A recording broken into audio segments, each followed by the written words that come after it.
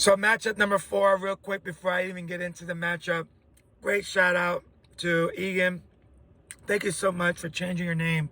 I really, really appreciate it. Awesome. About time. Appreciate it.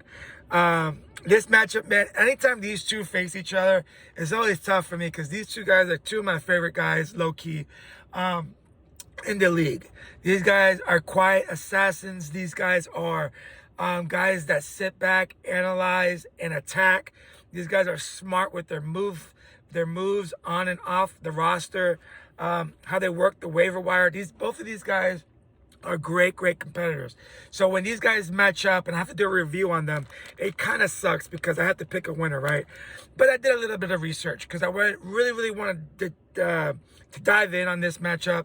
So I found out that Neil is actually not even the best fantasy football player in his household, ladies and gentlemen. I found out that he doesn't even have more fantasy football championships in his own household. His wife is the commander over there. His wife has won multiple fantasy football championships. His wife is being somewhat of a GM to him, but he wants nothing to do with it. So I'm here to say, hey, Neil, you might want to listen to Kat's advice. Might want to pick her brain this week. Make sure she might, give the thumbs up on your roster this week because you need it. She's a proven winner. She's won. She's got rings. She's got hardware to prove that she's won at multiple levels of fantasy football. So you might want to take that into consideration. With that being said, your team is still okay. Even though you took an L last week, I like where your head's at with Neighbors, Collins, and Lamb.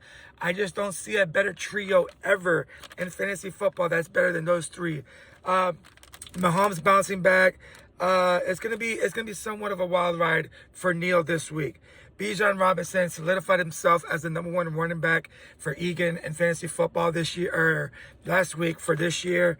Hands down, not gonna have that. Is no argument there. The interesting part I like about this though is the Fanning Jr. start. Especially with a tight end premium league, this one is very intriguing. This can win you the week or lose you the week. So I'm very excited for this.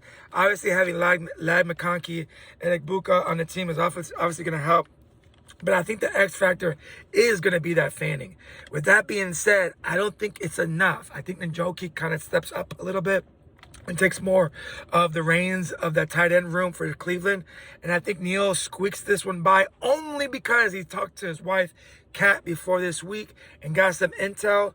So with that being said, I'm going to say 128, 126 Neil over Egan for matchup number 4. On to matchup number 5.